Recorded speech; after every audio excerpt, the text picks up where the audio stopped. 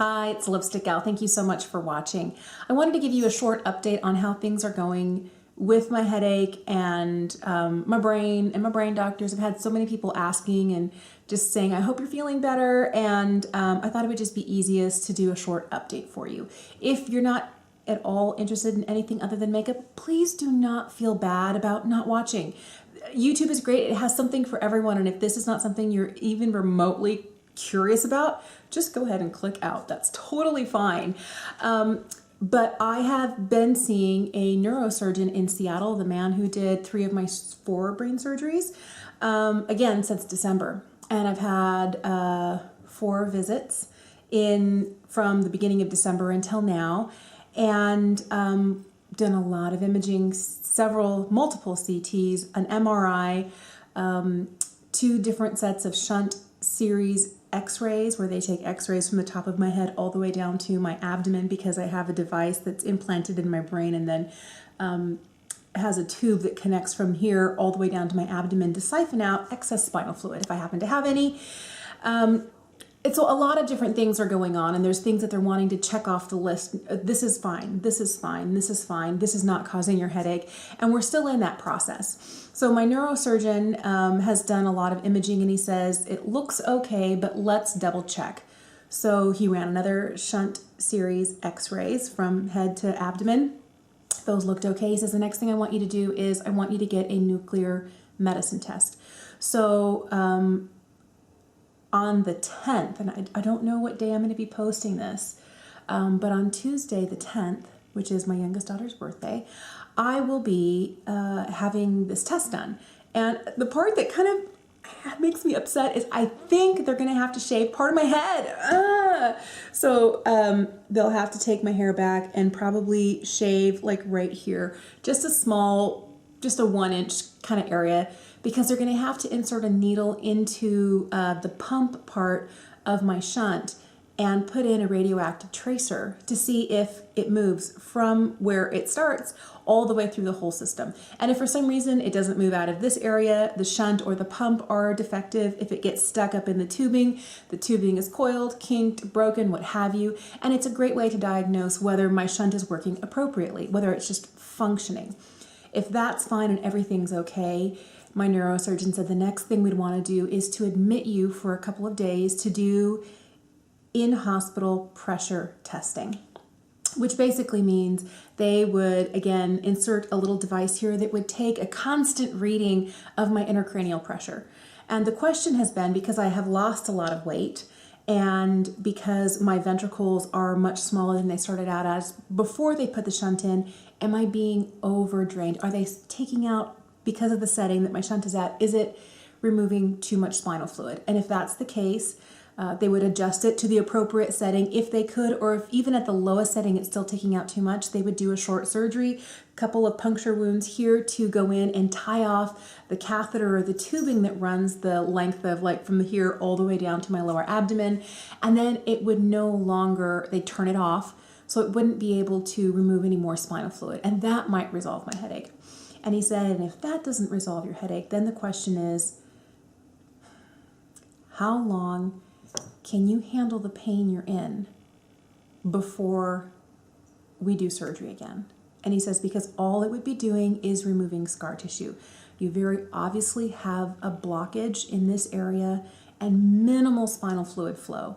And he says there's no nerves in the brain, but there's nerves in the covering to the brain, and that part is adhered to your brain, so every time you move, it hurts, just like last time. And he says, and it's been 2.5 years since your last round of surgeries, and a year ago, your headache started coming back. He says, so it took about 12 to 13 months from feeling amazing to starting to not feel so good again. He says, the problem is the more times you open a specific area, the more scar tissue and the more difficult it is to close. So he says, you have to ask yourself, how much pain can you live in for how long before you can't anymore? He says, I don't like doing these types of surgeries.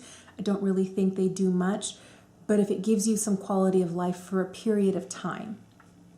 I didn't want to hear that, and that has been something that I have been trying to process. So after that, did some more imaging for him.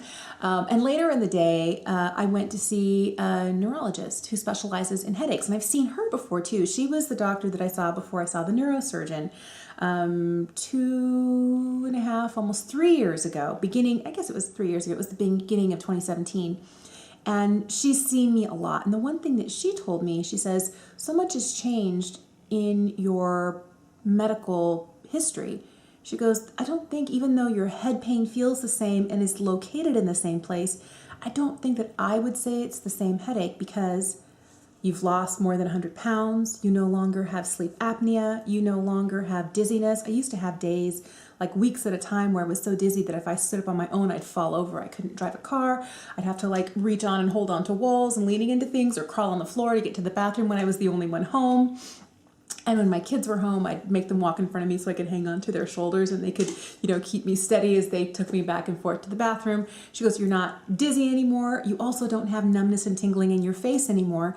And you have reduced numbness and tingling in your hands and feet. She goes, you've always had that, but it's less now than it was before. And I hadn't thought of any of those things. So apparently my symptoms aren't as bad as they used to be. And it could be weight related.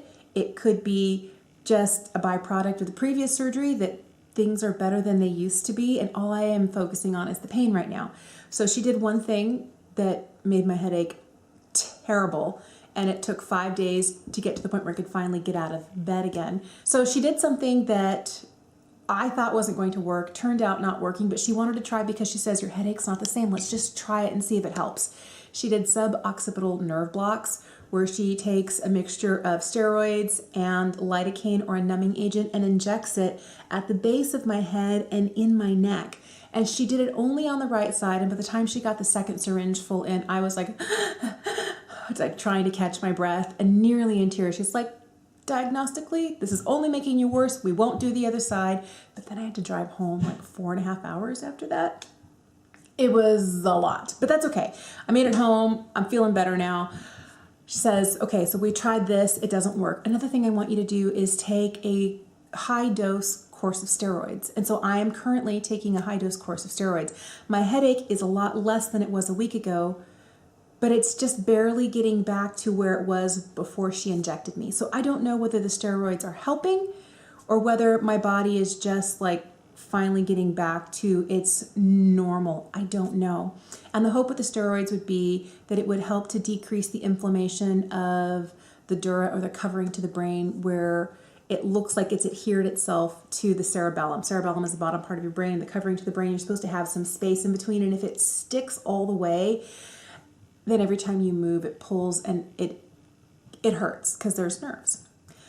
She goes, we'll see if that helps. She goes, if that doesn't help, let's give it a good 7 to 10 days between when you stop taking the steroid and when you start taking this other drug. So there's a new drug that she wants me to take. It's called Emgality. And this is a drug that when I was seeing her 3 years ago, 2.5 years ago, wasn't out on the market yet. And she says this is supposed to help reduce headaches for people who have migraines multiple times a month. She says, I don't know that it will help you, but let's try it. And so it's a once a month injection that you give yourself. And thankfully, the company that manufactures it also has a 12-month try it for free. There's a card that came with it, an explanation packet, and a card that I could take to my pharmacist. And the company wants you to use the drug and like the drug, so you'll keep paying for the drug when the 1 full year is over. I found out recently that my insurance isn't covering it, and it's $735 a month. So this first year is free, but if it works, I need to figure that out, because that's a lot of money. That's a lot of money. So there we are. So that's where I'm at. She says, try the steroids, try the injectable drug. I'll see you back in 2 months. Let's see how you're doing. I have my nuclear medicine test scheduled for the 10th of March. And it's really easy. I just have to let them put something in here and then wait for the, every 2 minutes or so, it takes a different picture, based on where they think the tracer might be in my system to see whether everything's working fine. And then we'll go from there. So I'm physically the same. Like my headache hurts the same that it did before. It's not getting any better yet. I'm hoping that it will. And I'm hoping that we find some answers out that don't lead me down that surgery route, because that comment from the doctor, the neurosurgeon, how long can you handle this pain before we have to clean out the scar tissue again, just made me like, very anxious. That's what I'm anxious about. But I just tell myself, don't get ahead of yourself. Don't burn too many bridges. You haven't crossed them yet. One thing at a time. Let's do the nuclear medicine test. Let's try the drugs. Let's go back and see the neurologist, and then we'll go from there. So thank you so much for watching today. Thank you for being concerned about how I'm doing in my physical health. It's not makeup. It's not exciting. I do promise that I will upload a makeup video next. I promise. I hope you have a fantastic day. Thank you for your kind words and for your concern. I'm trying to keep it short, but I can't tell you how much it means to me to have you be concerned about me as a person, not just my thoughts and opinions about the makeup or the skincare, which I do have a lot of. But thank you for taking time out of your busy day to watch and to just encourage. And that has meant a lot to me. So thank you. Have a great day. I'll see you again soon.